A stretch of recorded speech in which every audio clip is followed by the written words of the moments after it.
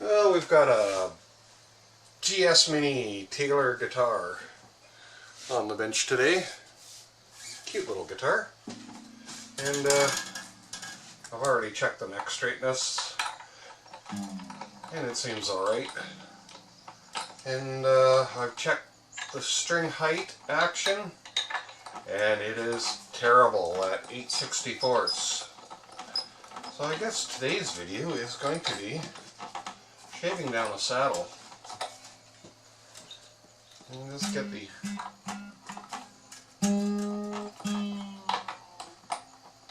strings off it.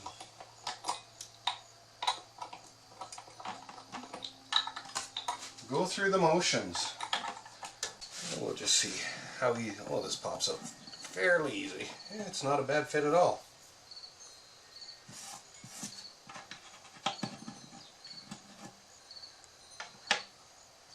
So we're going to shave some off the bottom of that. Pretty clean example too. So at 8/64 where it is now,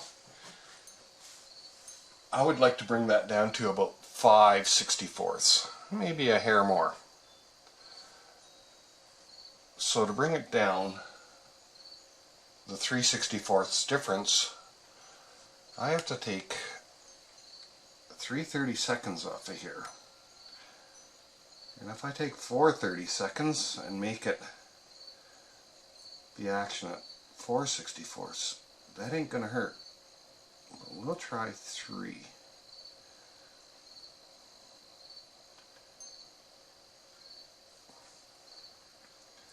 I don't want to take too much off the bridge. Well, that is going to be a lot of material.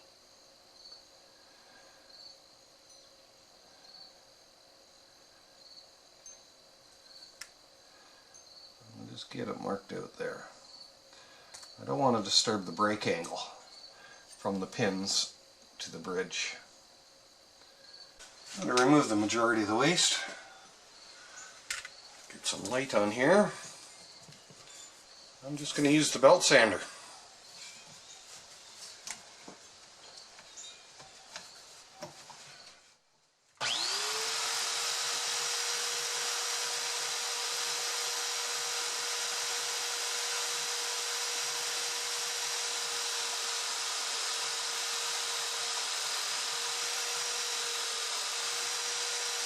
For the last little bit, we've got some 320. I've got a granite tile. It's dang flat.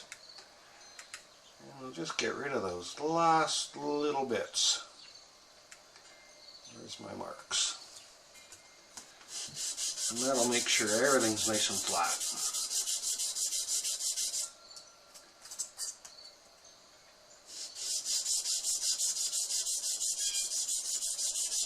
Well, there's nothing resembling any kind of fret munch or anything on it, but, you know, while you got it off, might as well give them a little bit of a polish. And shine them up nicely.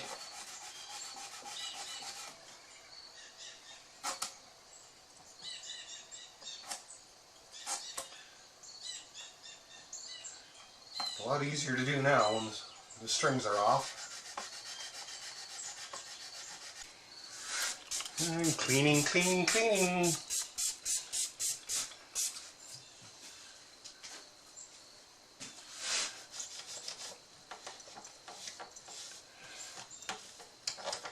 Make it all pretty. Yeah, you know the routine. Once a year, a little bit of mineral oil.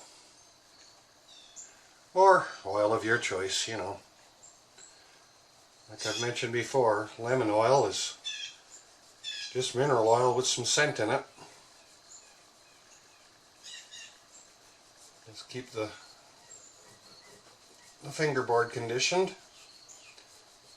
I think if you put citrus on there, citrus is a cleaner and would actually remove the oils.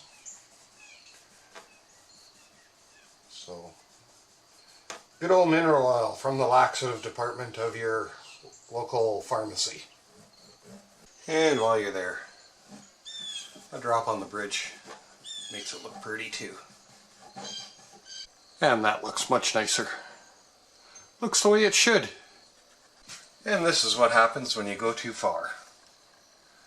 I'm way low on this. So now I'm stuck with a bigger repair. That's my responsibility because I messed it up. Well, there's a new nice fitting bone saddle. It fits in there pretty good. I might have to do a little bit of adjusting to get the heights even. Not too much. But on Taylor guitars, what they have is a bolt-on neck. So this thing needs a neck adjustment. Now you can make your own shims for these things, but they do have special shims to adjust the tilt of the neck.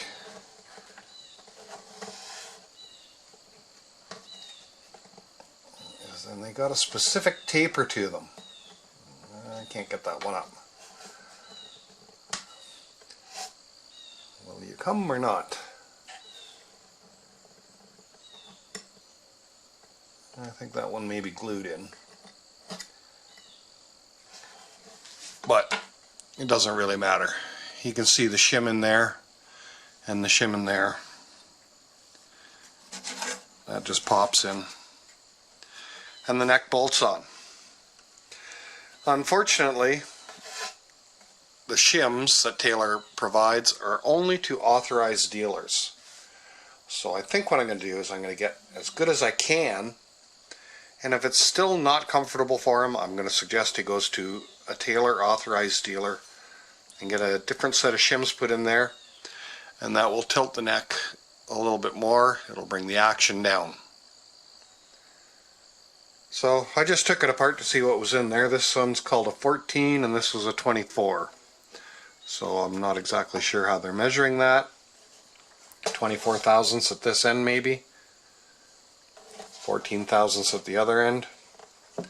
I could make a tapered shim for it. It would take me a long time to do it. Not exactly sure how big it would have to be. But I think what I'll do is I will just let the authorized dealer play with it. Unless, of course, he really wants me to do it. But yeah, 2 bolts, the neck comes out, you can reshim the neck to where you want, which is a pretty good system.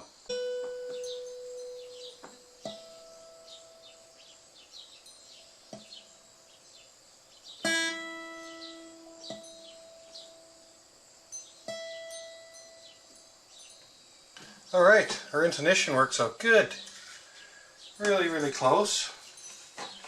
And with everything adjusted and everything, we got all the action down to about 6/64ths, which isn't great, but with this, it's about as good as she's gonna get without a neck adjustment. Yeah, it might be, well, on my E string I'm getting, the break angle is starting to suffer. So, the rest of it is all copacetic though.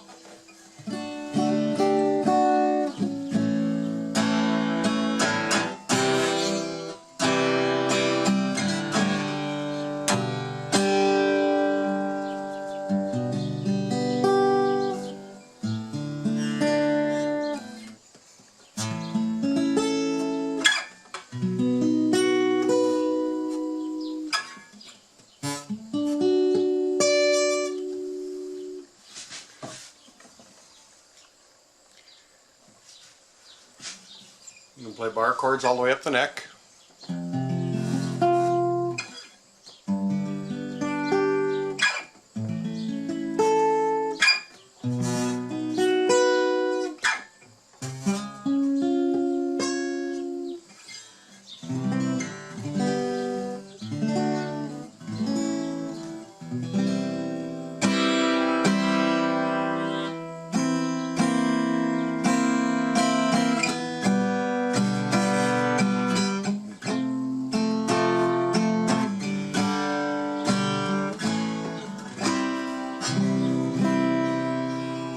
So, moral of the story is be responsible for your mistakes.